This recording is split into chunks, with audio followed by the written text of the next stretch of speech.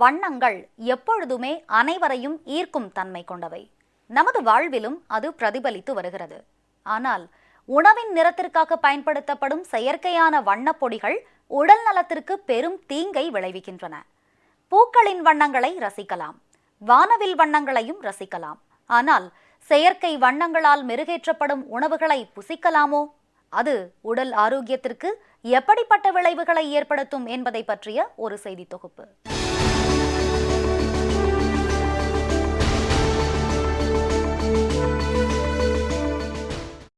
செக்க செவேலென சுண்டி இழுக்கும் சிக்கன் 65, எண்ணெயில் பொரித்து எடுக்கப்பட்ட மீன் வகைகள், பார்த்தாலே குடிக்கத் தூண்டும் வகையில் கடைகளில் வரிசைப்படுத்தப்பட்டுள்ள குளிர்பானங்கள், இப்படி எல்லா வகையான உணவுப் பொருட்களிலும் செயற்கை தோற்றத்தை உருவாக்கியதோடு அதனை ரசித்து உண்ணும் பழக்கமும் நம்மிடையே அதிகரித்துவிட்டது.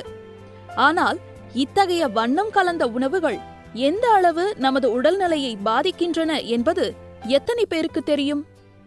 ரவையில் உப்பு சேர்த்தால் உப்புமாவாகிறது, சர்க்கரையை கலந்தால் சுவை மிகுந்த இனிப்பு பண்டமாகிறது.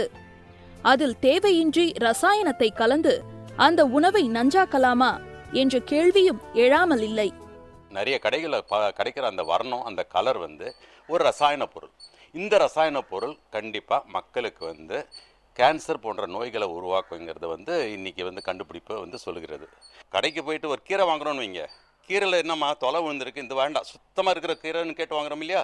எவ்வளோ சுத்தமாக இருக்கா கேட்டு வாங்குறோமோ அவ்வளோ அதில் பூச்சி மருந்து இருக்குன்னு அர்த்தம். பூச்சி அடிச்சிருந்தா நல்ல கீரை வாங்கி சாப்பிடுங்க. இயற்கை தந்த காய்கறி, பழம், கீரை போன்ற உணவுப் பொருட்களில் நிறைந்து கிடக்கும் சத்துக்களை அப்படியே உண்பதை விட்டுவிட்டு அவற்றை வண்ணமயமாக்க ரசாயனத்தை பயன்படுத்த வேண்டுமா என கேட்கிறார்கள் இயற்கை உணவு வல்லுநர்கள்.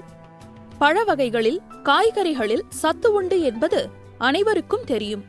ஆனால் நம்மால் கண்டு கொள்ளாமல் விடப்பட்டுள்ள கற்றாழை செடியில் கூட இயற்கை தனது சக்தியை நிரப்பியுள்ளது என்பது எத்தனை பேருக்கு தெரியும்?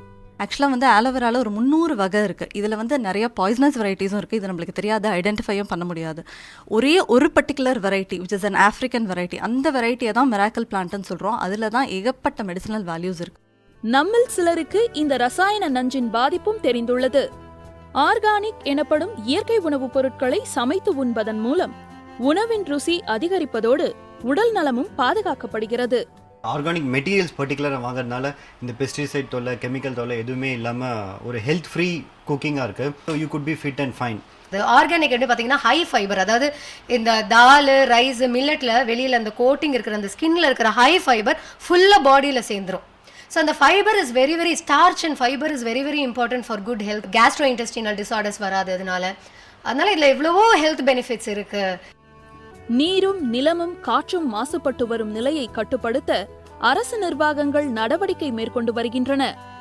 ஆனால் இவற்றையெல்லாம் கடந்து நாமே வலியச் சென்று உணவில் நஞ்சை கலந்து உண்ணும் நிலை தேவையா?